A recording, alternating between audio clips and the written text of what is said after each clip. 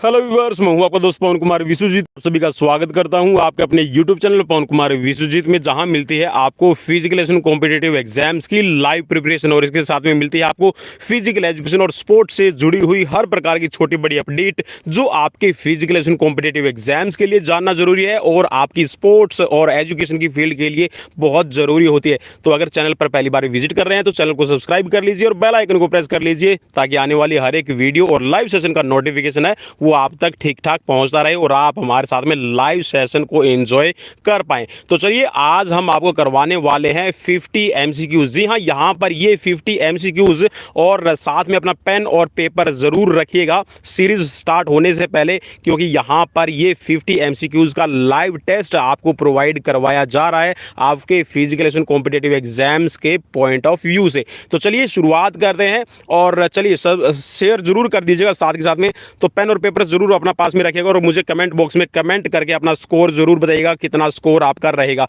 तो पहला क्वेश्चन आपकी स्क्रीन पर आ गया है और पहले क्वेश्चन में आपसे पूछा गया है कि मांसपेशियों की बीमारी को क्या कहते हैं। 4 ऑप्शन गिवन है और मैं सिर्फ राइट आंसर ही बोलूंगा, तो आप अपने आप जो यहां पर ऑप्शन है उनको चेक करते रहिएगा। तो चलिए 4 ऑप्शन आपकी स्क्रीन पर है।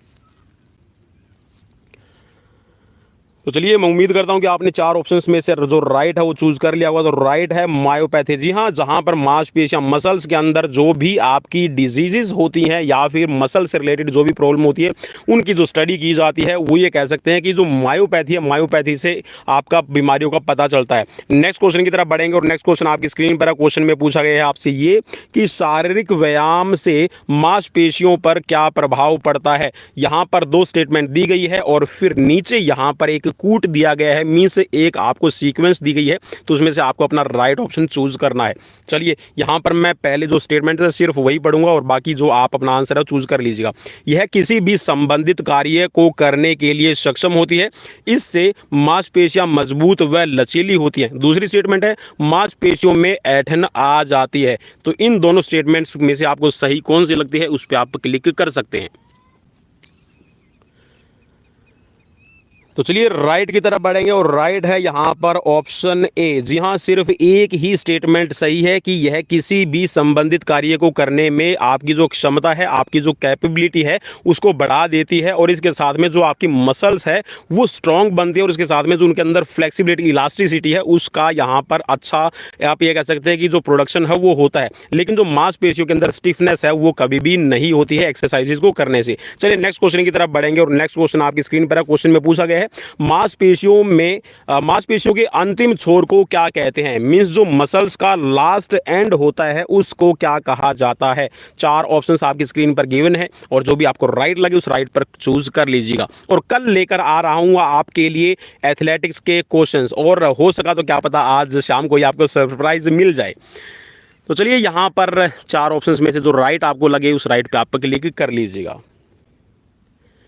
तो चलिए जो मांसपेशी का अंतिम छोर होता है, जी हाँ, मांसपेशी मसल्स का जो अंतिम छोर है उसको कहा जाता है टेंडन। और टेंडन आपका बोन पर जाकर अटैच होता है, ठीक है, याद रखिएगा, जिससे आपकी जो बोन की फंक्शनिंग है वो हो पाती है। नेक्स्ट क्वेश्चन की तरफ बढ़ेंगे। नेक्स्ट क्वेश्चन आपकी स्क्रीन पर है। क्वेश्चन में पूछा गया रक्त नलिकाओं में किस प्रकार की मांसपेशियां होती है। चलिए रक्त नलिकाएं मींस जो आपकी ब्लड्स की आपकी आर्टरीज होती है, वेन्स होती है, इनमें किस प्रकार की मसल्स पाई जाती है। ऐच्छिक होती है, अनैच्छिक होती है या फिर रेखित या फिर इनमें से कोई नहीं। चलिए 4 ऑप्शंस आपकी स्क्रीन पर गिवन है और राइट की तरफ बढ़ते हैं। राइट है आपकी इनवॉलेंट्री मसल्स। जी हाँ, इनवॉलेंट्री या फिर ये कहिएगा अनैच्छिक, जो आपकी इच्छा पे काम नहीं करती। भाई जैसा ब्लड सर्कुलेशन, ब्लड जैसा स्ट्रोक किया जाएगा हार्ट के थ्रू वैसा ही ये फंक्शनिंग करती रहती है, तो इस पे आपका कोई जोर जबरदस्ती नहीं चलेगी। नेक्स्ट क्वेश्चन आपकी स्क्रीन पर क्वेश्चन में पूछा गया है आपसे ये कि लिखते समय मेज की सतह को कैसा होना चाहिए। बहुत ज़्यादा इंपॉर्टेंट क्वेश्चन है, जो आजकल स्टडी करते हैं बच्चे उनके लिए तो काफ़ी इंपॉर्टेंट क्वेश्चन रहेगा ये कि लिखते समय मेज की सतह को आपको कैसे रखना है। 4 ऑप्शंस आपकी स्क्रीन पर गिवन है और जो राइट आपको लगे उस राइट पे आप क्लिक कर लीजिएगा। तो चलिए राइट की तरफ बढ़ेंगे और राइट है यहाँ पर आपको कि मेज की सतह को बालक की ओर थोड़ा सा ढालू रखना है। ढालू का मतलब भाई ऐसे थोड़ा सा देखिए, यहाँ पर एक बच्चा बैठा है, ठीक है, और आपने क्या करना है, जो आपकी इसकी सीक्वेंस रहेगी जो बैठने की, ये बच्चा ऐसे बैठा है भाई चेयर पे, तो इसकी तरफ जो मेज है वो आपको ऐसे रखनी है, ठीक है, जिससे बच्चे को देखते वक्त कोई भी प्रॉब्लम ना हो यहाँ पर अगर बुक रखी हो तो। चलिए नेक्स्ट क्वेश्चन की तरफ बढ़ते हैं। नेक्स्ट क्वेश्चन में आपसे पूछा गया है कि सोने की उत्तम विधि क्या मानी गई है। जी हाँ, सोना, सोना गोल्ड वाला सोना नहीं, मीन्स जो स्लीपिंग की है वो आपको किस तरह करना चाहिए। जब आप बेड पर जाते हैं सोने के लिए तो आपकी स्थिति है, सिचुएशन है, कैसी होनी चाहिए, पोस्चर कैसा होना चाहिए। लेइंग पोस्चर के बारे में बात कर रहा है तो आपको कैसे सोना है, 4 ऑप्शंस आपकी स्क्रीन पर गिवन है और मैं उम्मीद करता हूं कि आपने अपना राइट आंसर चूज कर लिया होगा। तो चलिए राइट ऑप्शन की तरफ बढ़ेंगे और राइट ऑप्शन है कि आपको एक तरफ थोड़े से घुटने मोड़ कर सो जाना चाहिए, ठीक है। चलिए सोना कैसे, वो थोड़ा सा देख लीजिए कि भाई ये आप सो गए हैं, ये आप लेट गए हैं, तो आपके हाथ यहाँ पर आप रख सकते हैं और एक टांग को थोड़ा सा मोल्ड करके आप ऐसे और दूसरी टांग को ऐसे रख के आप आराम से सो जाइएगा। चलिए नेक्स्ट क्वेश्चन की तरफ बढ़ते हैं। नेक्स्ट क्वेश्चन आपकी स्क्रीन पर आ गया है। एक अच्छा शरीर विन्यास का ढांचा सामान्यतः कौन सी दैहिक प्रक्रिया को सामान्य रूप से कार्य करने के लिए उत्साहित करता है। 4 ऑप्शंस आपकी स्क्रीन पर गिवन है और 4 में से जो आपको राइट लगे उस राइट पे आप क्लिक कर लीजिएगा। चलिए शरीर विन्यास जो सामान्य ढांचा माना गया है वो कौन सा रहेगा, आपको बताना है। श्वसन तंत्र, रक्त संचार और इसमें है पाचन तंत्र, तो इनमें से राइट कौन सा रहेगा जिससे आपका जो बॉडी पोस्चर है वो सही रहे, या फिर ये कह सकते हैं कि एक अच्छी पर्सनैलिटी, एक अच्छा बॉडी पोस्चर।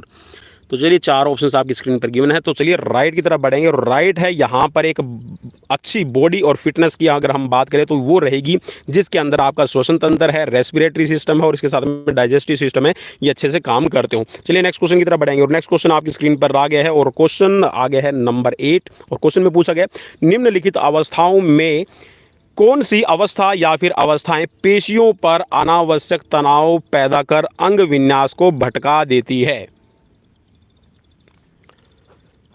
चलिए 4 ऑप्शंस आपकी स्क्रीन पर गिवन है और आपको राइट ऑप्शन पहचानना है, तो जल्दी से अपना राइट आंसर है उस पर आप क्लिक कर लीजिए।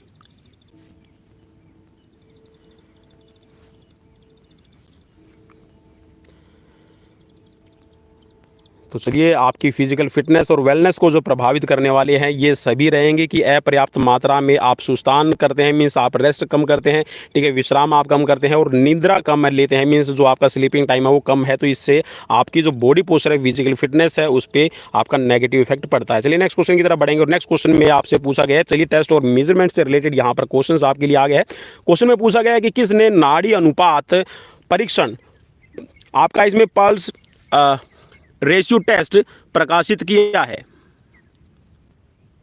4 ऑप्शंस आपकी स्क्रीन पर गिवन है और जो भी आपको राइट लगे उस राइट पे आप क्लिक कर लीजिए।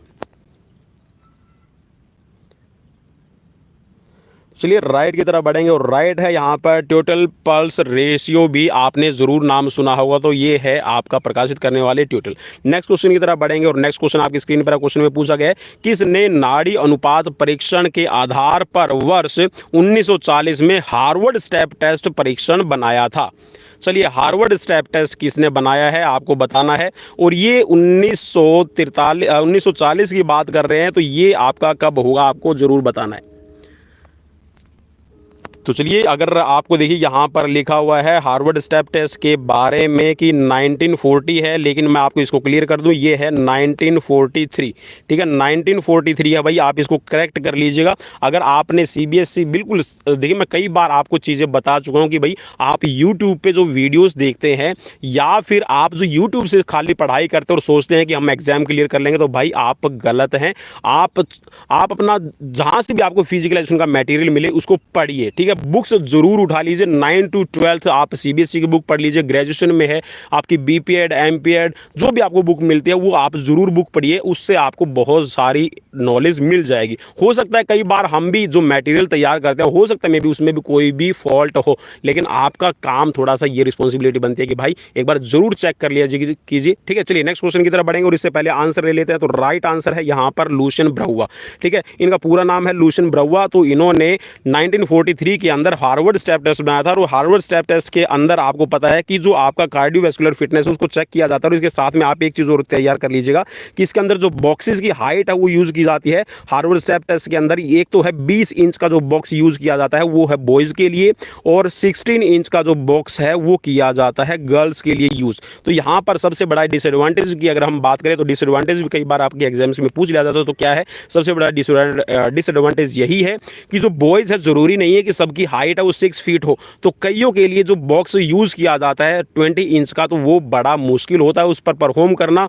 और गर्ल्स कई बार होता है कि उनकी हाइट है वो 6 फीट से भी अब वो हो जाती है, तो उनके लिए बहुत ईजी रहेगा जो भी इस टेस्ट को सब्जेक्ट के तौर पर अपना यहाँ पर परफॉर्म कर रहा है, फिर जो टेस्ट दे रहा है अपना उसके लिए बहुत इजी रहेगा। तो यहाँ पर एक सबसे बड़ा नेगेटिव पॉइंट रहेगा इस हार्वर्ड स्टेप टेस्ट का। चलिए नेक्स्ट क्वेश्चन की तरफ बढ़ेंगे, और नेक्स्ट क्वेश्चन आपकी स्क्रीन पर है। क्वेश्चन में पूछा गया है ये कि किसी भी परीक्षण का मूल्यांकन निम्नलिखित आधारों पर किया जाता है। तो कौन से आधारों पर किया जाता है आपको पहचानना है, और यहाँ पर 3 बताए गए हैं कि शैक्षणिक प्रयोग है, प्रशासनिक व्यवहार्यता और वैज्ञानिक प्रामाणिकता। तो इनमें से कौन सा आपके लिए राइट रहेगा। जब भी आप परीक्षण का मूल्यांकन इवैल्यूएशन की अगर हम बात करें तो किस बेस पे आप इवैल्यूएशन करते हैं। तो चलिए राइट ऑप्शन की तरफ बढ़ेंगे, और राइट है यहाँ पर आपका ऑप्शन डी। चलिए नेक्स्ट क्वेश्चन की तरफ बढ़ेंगे, और नेक्स्ट क्वेश्चन आपकी स्क्रीन पर आ गया। क्वेश्चन में पूछा गया है संचालन पद्धति परीक्षण के दौरान किन किन पहलुओं पर ध्यान दिया जाता है। 4 ऑप्शन आपकी स्क्रीन पर गिवन है, और जो भी आपको राइट लगे उस राइट पे आप क्लिक कर लीजिएगा।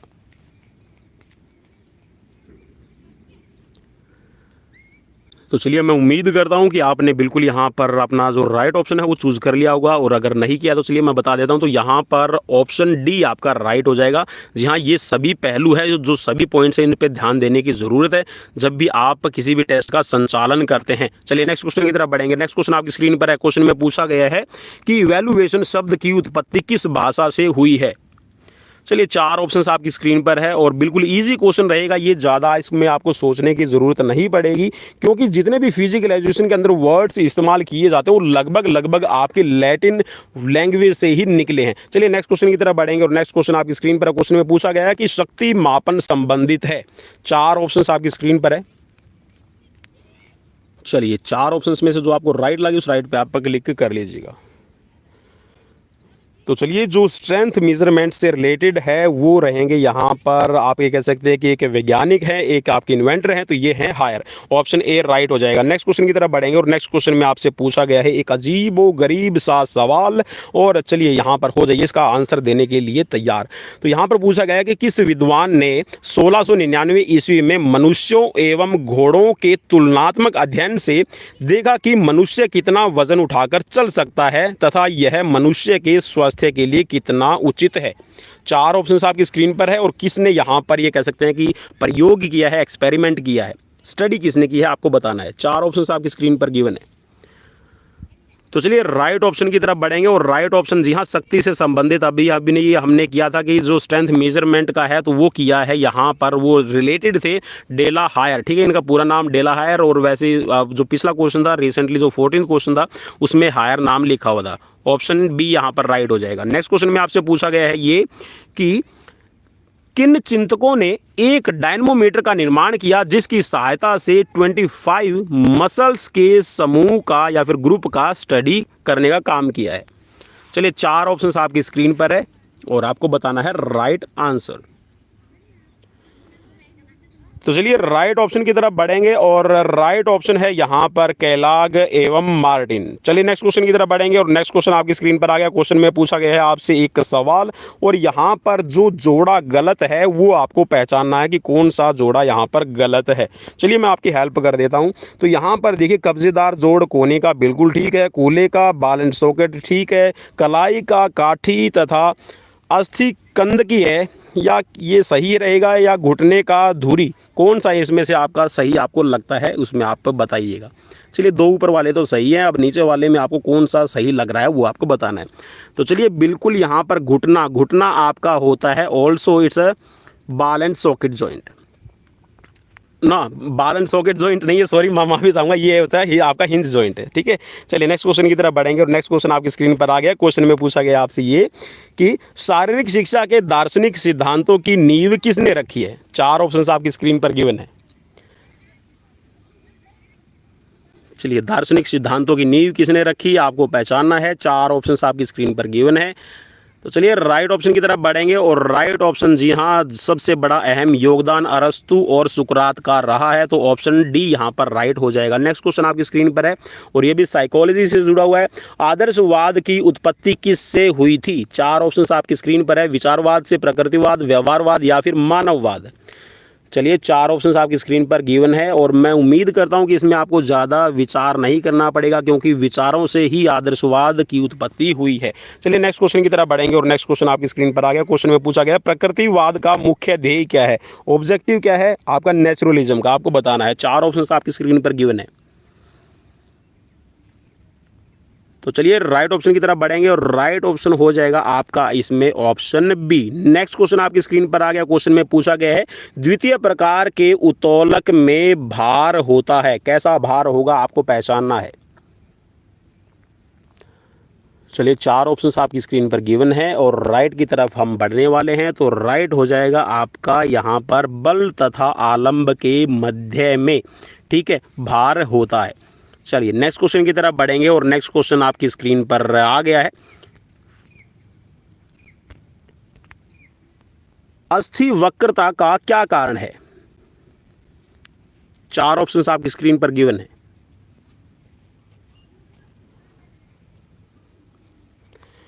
वक्रता मीन्स हड्डियां मुड़ जाती हैं, तो इसका क्या कारण रहेगा आपको बताना है। 4 ऑप्शंस आपकी स्क्रीन पर हैं। तो चलिए राइट की तरफ बढ़ेंगे और राइट है यहाँ पर आपका लुम्बर की कनेक्टिविटी का इकट्ठा होना। चलिए 4 ऑप्शंस में से राइट है आपका ऑप्शन सी। और नेक्स्ट क्वेश्चन की तरफ बढ़ेंगे। चलिए नेक्स्ट क्वेश्चन को थोड़ा सा ऊपर कर लेता हूं मैं, आपको इजी रहेगा यहाँ पर इसको फाइंड आउट करने में।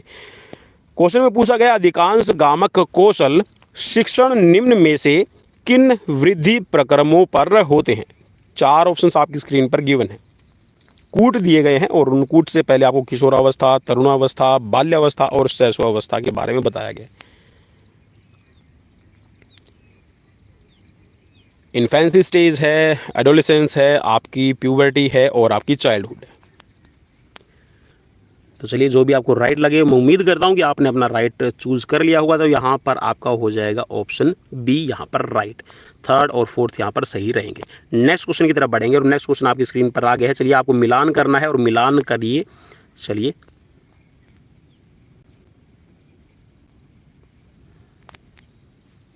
पुनरावृत्ति, परिपक्वता, पठार, पुरस्कार और दंड, प्रभाव का नियम, अभ्यास का नियम, शिक्षण वक्र और यहाँ पर तत्परता का नियम।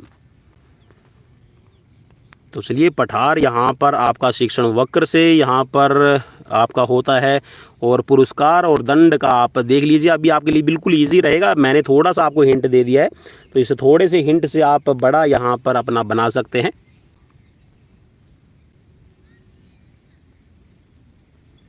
तो चलिए यहाँ पर पुनरावृत्ति का होता है, अभ्यास का नियम होता है और परिपक्वता का अगर हम बात करें तो ये तत्परता का नियम हो जाएगा। और यहाँ पर पुरस्कार की अगर हम बात करें तो ये यहाँ पर पठार, आप कह सकते हैं कि जो पठार है वो आपका शिक्षण वक्र से और जो आपका पुरस्कार एवं दंड है ये आपका प्रभाव का नियम हो जाएगा।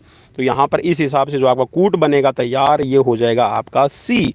नेक्स्ट क्वेश्चन की तरफ बढ़ेंगे और नेक्स्ट क्वेश्चन आपकी स्क्रीन पर आ गया। क्वेश्चन में पूछा गया है कि संगठन का संबंध संरचना तथा मानव संबंध दोनों से है, यह कथन किसका है? और चलिए यहाँ पर ये क्वेश्चंस मैं आपको क्लियर कर दूं कि ये क्वेश्चंस जो है आपके स्पोर्ट्स मैनेजमेंट से रिलेटेड क्वेश्चन अब आपके लिए आ गए हैं। तो चलिए यहाँ पर पहचानिए कि राइट आंसर क्या रहेगा। तो चलिए राइट ऑप्शन की तरफ बढ़ेंगे और राइट ऑप्शन है यहाँ पर डिमोक। जी हाँ, डिमोक की ये स्टेटमेंट है। नेक्स्ट क्वेश्चन की तरफ बढ़ेंगे और नेक्स्ट क्वेश्चन में पूछा गया कि भारत में प्रथम शारीरिक शिक्षा संस्था YMCA शारीरिक शिक्षा महाविद्यालय मद्रास के संस्थापक निम्नलिखित में से कौन थे? चलिए 4 ऑप्शंस आपकी स्क्रीन पर दिए गए हैं। तो चलिए राइट ऑप्शन यहाँ पर हो जाएगा आपका HC बक, जिसको आप हैरी क्रो बक कह सकते हैं। और 1920 के अंदर YMCA मद्रास की स्थापना एस्टेब्लिशमेंट की गई थी। नेक्स्ट क्वेश्चन की तरफ बढ़ेंगे। नेक्स्ट क्वेश्चन आपकी स्क्रीन पर आ गया। क्वेश्चन में देख लीजिए जल्दी से, यहाँ पर आपका ऑप्शन अध्यापक शिक्षा के दृष्टिकोण से योग शिक्षा क्या कहलाएगी? चलिए 4 ऑप्शन आपकी स्क्रीन पर है।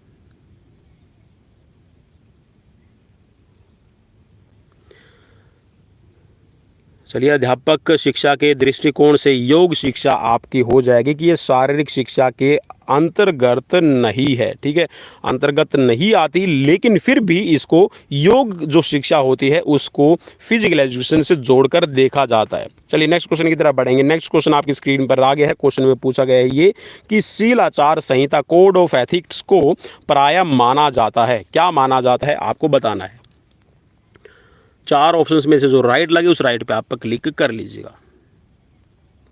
तो चलिए राइट की तरफ बढ़ेंगे और राइट है यहाँ पर आपका औपचारिकृत नियमावली। नेक्स्ट क्वेश्चन की तरफ बढ़ेंगे और नेक्स्ट क्वेश्चन में आपसे पूछा गया किस वर्ष भारतीय प्रौढ़ शिक्षा समिति का गठन हुआ था।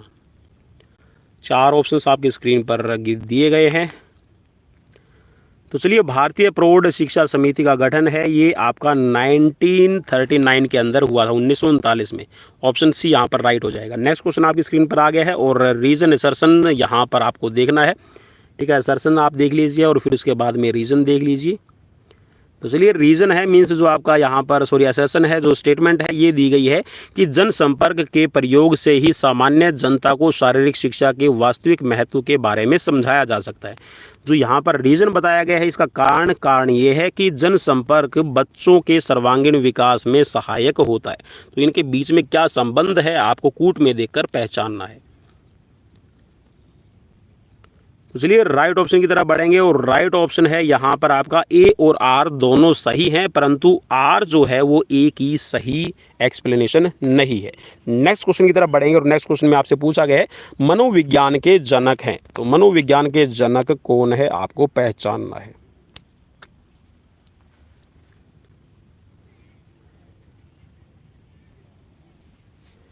तो चलिए यहाँ पर राइट हो जाएगा आपका सिगमंड फ्रायड। नेक्स्ट क्वेश्चन की तरफ बढ़ेंगे। नेक्स्ट क्वेश्चन में आपसे पूछा गया है ये निम्नलिखित कथनों पर विचार कीजिए। जी हाँ, 4 स्टेटमेंट दी गई है और फिर में से आपको जो राइट स्टेटमेंट है वो पहचाननी है। साझे उद्देश्यों की पूर्ति के लिए ही नेतृत्व अस्तित्व में आता है।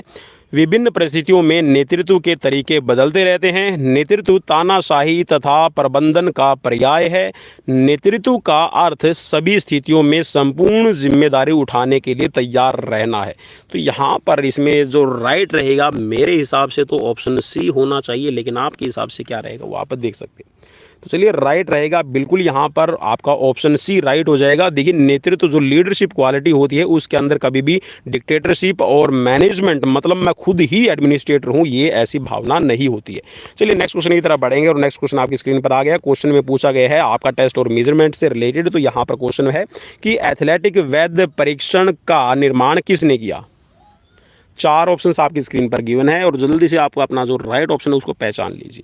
तो राइट की तरफ बढ़ेंगे और राइट है यहाँ पर मेलन। नेक्स्ट क्वेश्चन आपकी स्क्रीन पर आ गया। क्वेश्चन में पूछा गया कि जेसी मीटर से क्या मापा जाता है। चलिए 4 ऑप्शंस आपकी स्क्रीन पर है।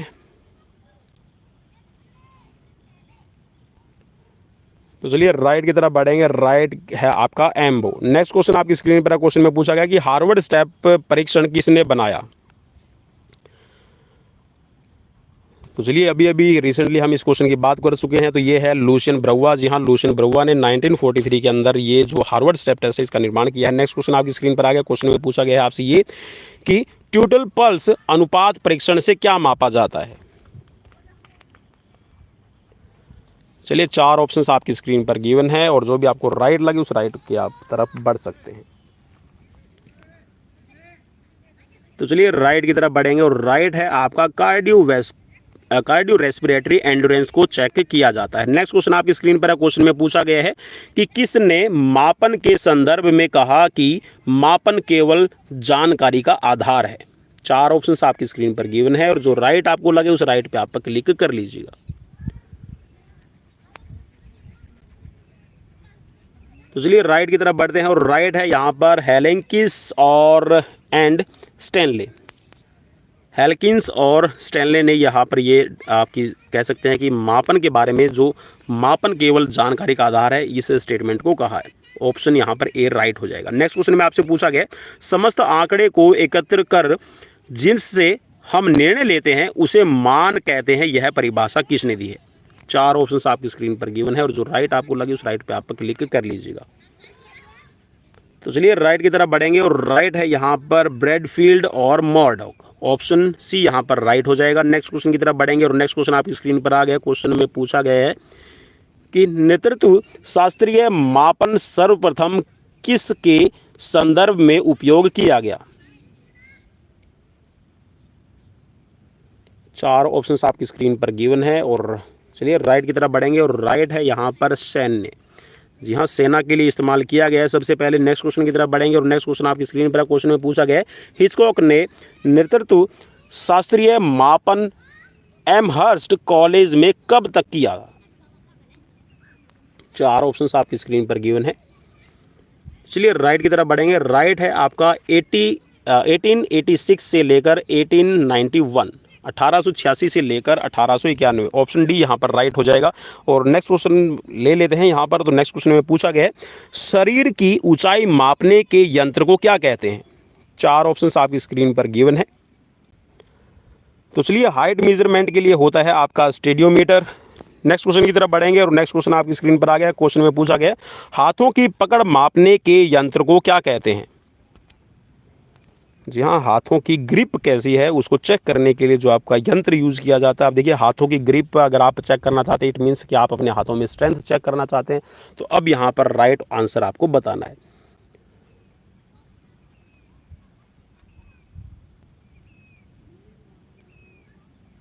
तो चलिए राइट ऑप्शन की तरफ बढ़ेंगे और राइट ऑप्शन जो आपका हो जाएगा ये है मैनोमीटर। ऑप्शन डी यहाँ पर राइट हो जाएगा। नेक्स्ट क्वेश्चन में आपसे पूछा गया फेफड़ों की क्षमता मापने के यंत्र को क्या कहते हैं। 4 ऑप्शंस आपकी स्क्रीन पर गिवन है। तो चलिए राइट की तरफ बढ़ेंगे और राइट बिल्कुल आपने यहाँ पर बिल्कुल जल्दी से चेक कर लिया होगा। तो राइट है आपका स्पायरोमीटर। नेक्स्ट क्वेश्चन आपकी स्क्रीन पर है। क्वेश्चन में पूछा गया है कि रक्त दबाव किस यंत्र से मापा जाता है। स्टेथोस्कोप, गॉनियोमीटर या फिर स्फेग्नोमैनोमीटर, इनमें से कोई नहीं। तो चलिए राइट की तरफ बढ़ेंगे और राइट है आपका स्फेग्नोमैनोमीटर। जी हाँ, स्फेग्नोमैनोमीटर से आप जो ब्लड प्रेशर है उसको चेक करते हैं। स्टेथोस्कोप से जो हम हार्ट बीट है या फिर जो अंदरूनी आवाज़ें आती हैं शरीर में से आप उसको सुन सकते हैं। और गोनियोमीटर से आपकी फ्लेक्सिबिलिटी को मेजर किया जाता है। नेक्स्ट क्वेश्चन की तरफ बढ़ेंगे और नेक्स्ट क्वेश्चन आपका आ गया है 45 नंबर। और अभी तक अगर आपने सब्सक्राइब नहीं किया तो सब्सक्राइब प्लीज़ ज़रूर कर लीजिए, क्योंकि यहाँ पर आपके लिए हम डेली लाइव सीरीज़ लेकर आते रहते हैं। तो चलिए यहाँ पर क्वेश्चन में पूछा गया है कि दबाव के कारण टूट फूट सामान्य है, किस में है आपको बताना है। बड़े बच्चों में है, वयस्कों में है, वृद्ध व्यक्तियों में है या फिर महिलाओं में है। तो चलिए स्ट्रेस फ्रैक्चर आप इसको कह सकते हैं कि जो स्ट्रेस थोड़ा सा पड़ता है तो इसमें आपकी जो हड्डियों के अंदर है टूट फूट पैदा होती है। तो ये सबसे जो जर्नल आप कह सकते हैं कि तौर पर किस में देखा जाता है, आपको पहचानना है। तो चलिए राइट हो जाएगा, ये बड़े बच्चों के अंदर होता है, क्योंकि हम खेलते हैं कूदते हैं, उसमें कई बार हमारे काम करने का तरीके में जो दबाव ज़्यादा पड़ता है तो उससे आपका जो फ्रैक्चर है ये हो जाते हैं। नेक्स्ट क्वेश्चन की तरफ बढ़ेंगे और नेक्स्ट क्वेश्चन में पूछा गया है कि दबाव के कारण टूट फूट सामान्य है, किसमें है आपको पहचानना है। अब तो इजी रहेगा, क्योंकि बड़े बच्चे हैं वो खेलते कूदते हैं, तो ज़्यादा आपको ज़्यादा सोचने की मेरे हिसाब से तो ज़रूरत नहीं रहेगी, क्योंकि यहाँ पर देखिए एक क्वेश्चन दूसरे से बिल्कुल रिलेट कर रहा है। तो राइट हो जाएगा, ये होते हैं जो डांसर होते हैं, जो नृतक मीन्स जो डांस करते हैं और जो खिलाड़ी हैं, इनमें सबसे ज़्यादा टूट फूट है वो सामान्य रूप से देखी जाती है। नेक्स्ट क्वेश्चन की तरफ बढ़ेंगे और नेक्स्ट क्वेश्चन में आपसे पूछा गया है कि शारीरिक शिक्षा के छात्रों को मनोविज्ञान की शिक्षा दी जाती है क्योंकि। चलिए 4 ऑप्शंस में से जो राइट आपको लगे उस राइट पे आप क्लिक कर लीजिएगा।